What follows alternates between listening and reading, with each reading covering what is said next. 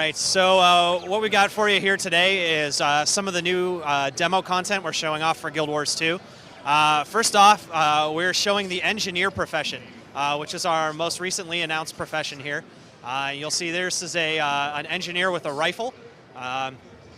So they have a lot of fun skills available to them here. The skill that engineer just used there, skill 4, blows the target that they shoot back and sends the engineer flying back. That one right there, skill 5, is a giant jump shot where you blast your gun in the ground, fly through the air, and then you blast the guy on the ground where you land. Skill 3 is a little bit of a scatter shot, where it's like a blunderbuss shot that hits everybody nearby you. And the engineer is really based on a lot of inventions and taking advantage of different unique created abilities. So for example, the engineer's healing skill, skill 6, not only heals the engineer, but it randomly applies one of the different buffs in the game. So you can react to it and basically act differently based on the buffs that you get. Skill 2 there on the engineer that you're seeing is a net shot. So when you shoot somebody with that, it actually it immobilizes them and holds them into place. We'll show the net shot here.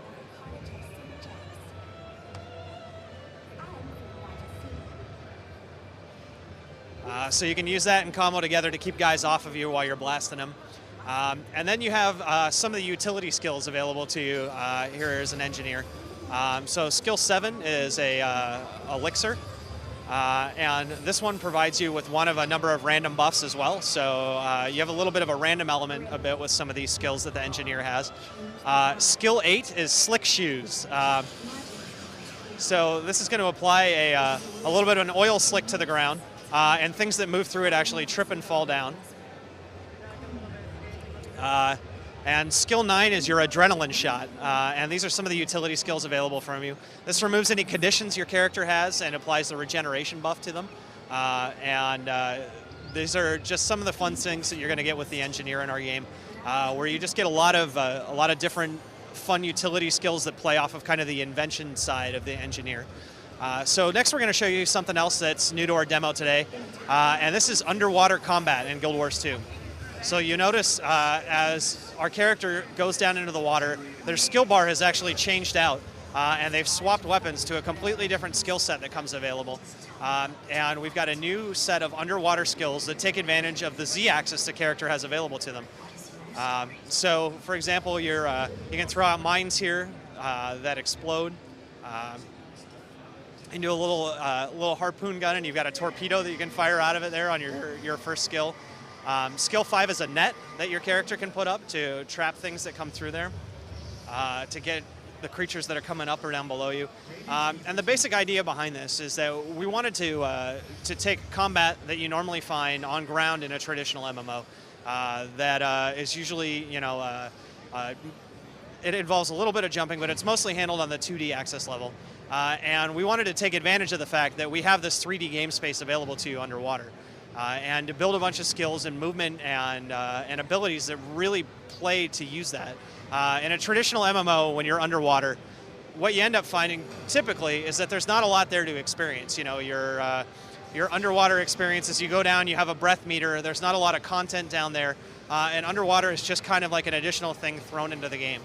And for us, we wanted this to be one of the key features of Guild Wars 2. So every single profession has new skills that come available to them when they're underwater that they can take advantage of that really use this whole 3D axis. There is a ton of content that we placed in our underwater areas. So for example, ahead of you here, there's a shrine to the god Malagan, which these little whale people down here called the Quaggin worship. And sometimes pirates will come and attack this shrine and try to kill all the Quaggin that are there. And this is a dynamic event that you can experience just like in the normal game world, but these also happen underwater. And in this one, you're going to have pirates that come down and attack and drive the Quaggin away. And if you protect them, you can get blessings from the little shrine to their god. So a big part of underwater is just having that sense of exploration and discovery.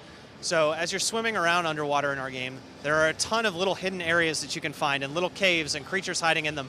And you can actually find and kick off dynamic events inside of these different areas when you get into them as well. So we want to just have a whole lot of different content that you can find as you're exploring through and going through the game world.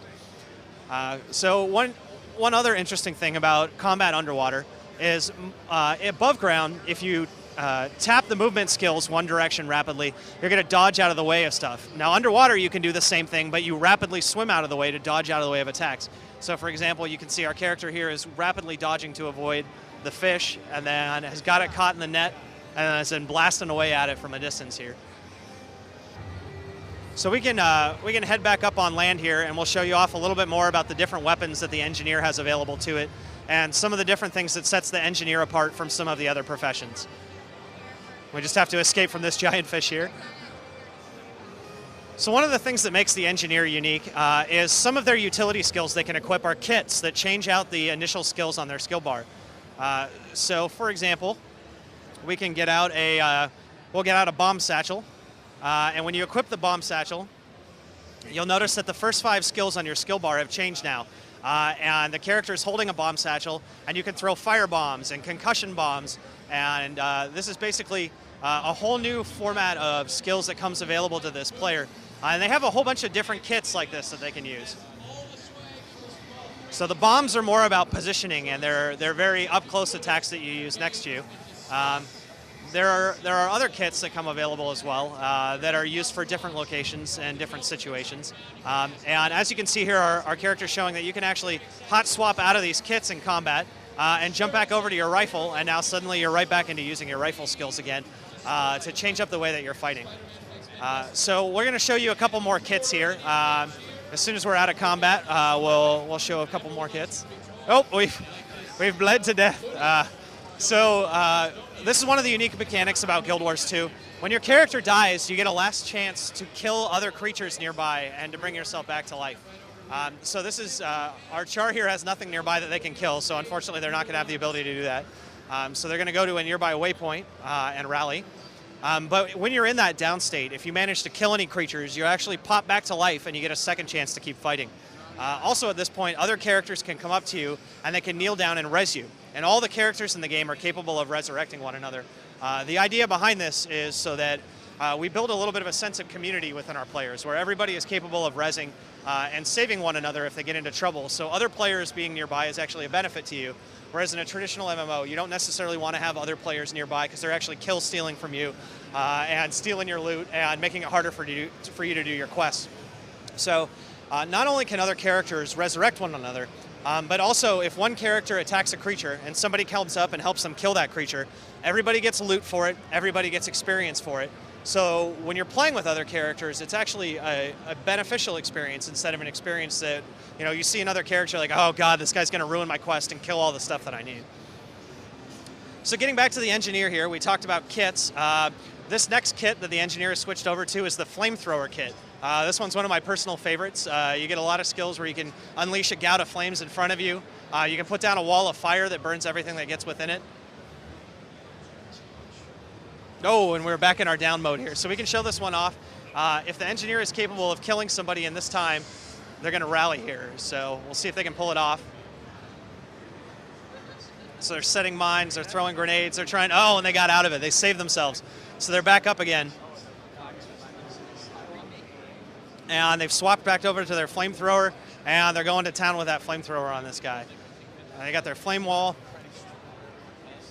And you can unleash a little ball of magma that goes to the guy in a concentrated flame shot. And we've taken that one out. All right, so we'll show you one more kit here. We'll show you the turret kit, which is another one of the great things that the engineer has available to it. In this case, it's going to equip the rifle turret.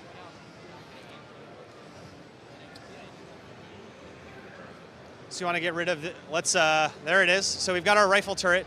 And the rifle turret is going to shoot anybody that's nearby. And you have the ability with skill 8, now that you've placed your rifle turret down, that you can actually explode the rifle turret and do AoE damage to everybody who's nearby. So your turret has multi-functions.